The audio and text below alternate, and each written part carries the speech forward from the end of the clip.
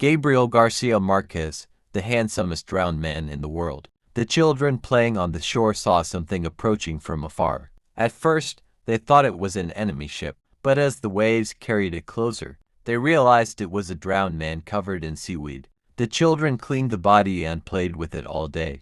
They buried it in the sand, uncovered it, and played games around it. Eventually, the adults discovered the body and took it seriously. The men who carried it to the nearest house realized it was no ordinary drowned man. It was incredibly heavy. They thought maybe it had spent too much time in the water, absorbing the sea. Inside the house, when they laid the body down, they saw it was taller and stronger than any man they had ever known. The women, upon seeing the body, were mesmerized by its beauty and majesty. They cleaned the corpse, removing the seaweed tangled in its hair and the corals attached to its skin. They noticed that the plants covering it were not from nearby waters but from the deepest parts of the ocean. As they observed the dead man, they imagined that if he had lived in their village, he would have needed the tallest ceilings, the strongest floors, and the most beautiful woman by his side. They envisioned a world where even the rocks would bloom under his presence,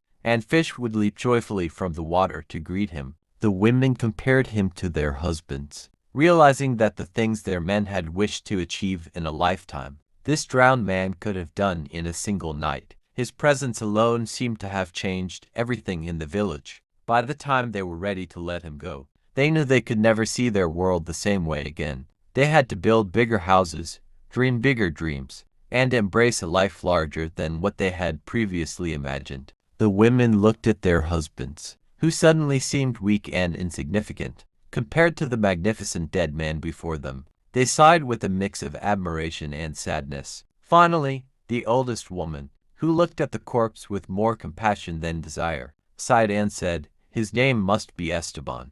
They knew he was Esteban without needing to ask. The women dressed him, combed his hair, trimmed his nails, and shaved his beard. As they worked, they thought about how, in life, he must have struggled to fit through doors, bent down to avoid hitting his head, and stood awkwardly in small houses where he barely had space to move. They imagined him as a guest, towering over everything, trying not to knock things over with his large hands, politely sitting down on fragile chairs that would collapse beneath him. He would smile awkwardly, saying, "Don't worry, it's fine," even as his feet stuck out from under the table. They thought about how, in life, no one had truly appreciated him. Now, in death, he had become theirs.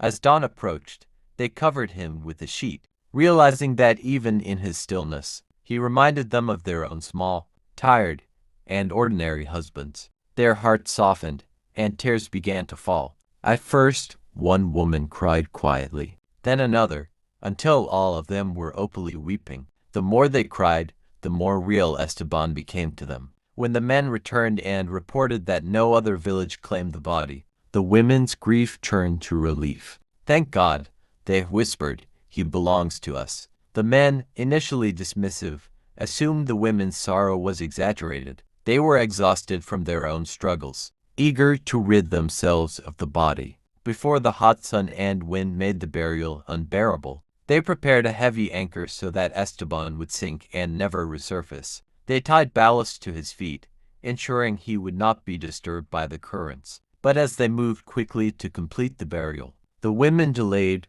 bringing flowers and decorations, and willing to say goodbye.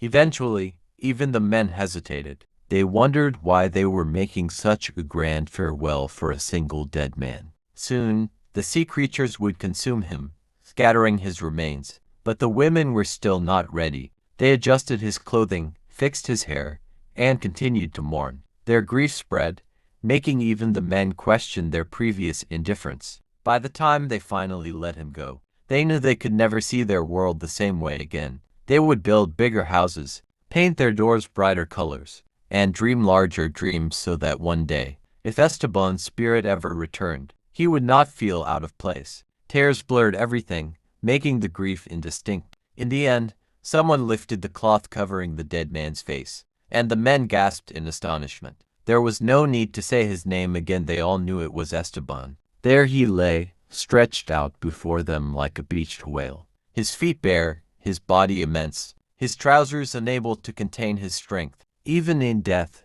he looked helpless and vulnerable. One could almost see the shame in his lifeless expression, as if he regretted being such a burden. If I had known this would happen, he seemed to say, I would have chosen a more fitting place to die. I would have tied myself to a ship's anchor and disappeared into the depths, rather than burden you all. The men, even the most skeptical and jealous ones, believed these imagined words. They feared that one day, their wives would stop longing for them and instead yearn for the dead man whom the sea had delivered. Eventually, they accepted the inevitable. They prepared a grand funeral, a ceremony unlike anything they had ever held. Women went to gather more flowers, unwilling to believe the farewell was real. Those who returned with flowers saw the scene and left again to collect more. By the end, there were so many people and flowers that there was barely space to move. When the time came to return Esteban to the sea, their hearts faltered. They could not simply let him go as an orphan. So, they chose the most respected men in the village to be his symbolic parents, and the rest became his siblings, aunts, and uncles. Through this, the entire village became one family.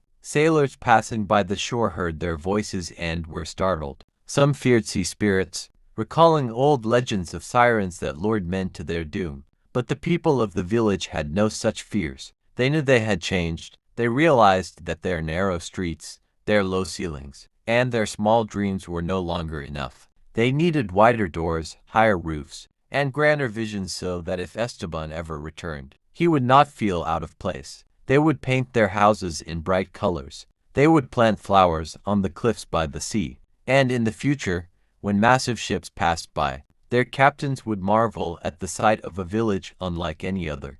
A captain, standing at the helm, would point toward